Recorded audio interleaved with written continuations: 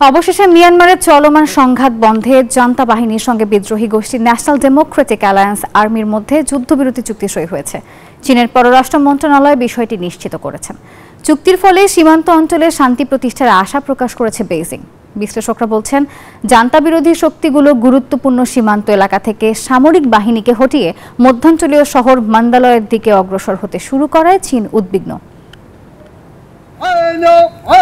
দীর্ঘদিন ধরে চীন সীমান্তবর্তী মিয়ানমারের কোকাং অঞ্চলে জান্তা বাহিনীর বিরুদ্ধে লড়াই করছে বিদ্রোহ গোষ্ঠী national Democratic alliance army NDAA।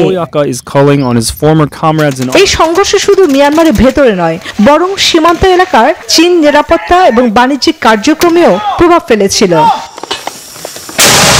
তাই দুপক্ষের সংঘাত নিরসনে চীন অনেক দিন ধরেই চেষ্টা চালিয়ে আসছিল।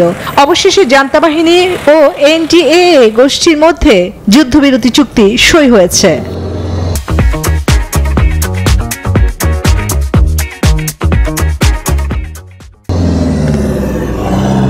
চীনের পররাষ্ট্র মন্ত্রণালয়ের মুখপাত্র মাও নিং সংবাদ ব্রিফিং এ বিষয়টি নিশ্চিত করেছেন।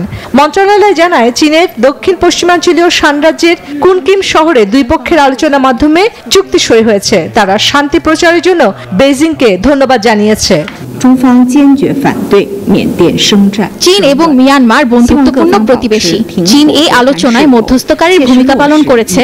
চীন সক্রিয়ভাবে শান্তি ও সংলাপের প্রচার অব্যাহত রাখবে। 2023 সালের অক্টোবরের শেষ থেকে সামরিক জান্তার বিরুদ্ধে আক্রমণ শুরু করে গোষ্ঠীটি। তারা চীন সীমান্তের কাছাকাছি অঞ্চল দখল করে। গত জুলাইয়ে তারা জানায়, চীন সীমান্তের কাছে একটি বড় সামরিক ঘাঁটি নিয়ন্ত্রণে নিয়েছে।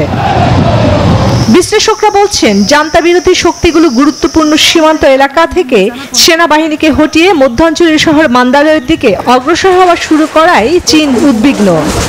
এদিকে নির্বাচনের আগে মিয়ানমারের শান্তি ফিরিয়ে আনা জরুরি বলে জান্তা সরকারকে জানিয়েছে দক্ষিণ পূর্ব এশিয়া জোট আসিয়ান।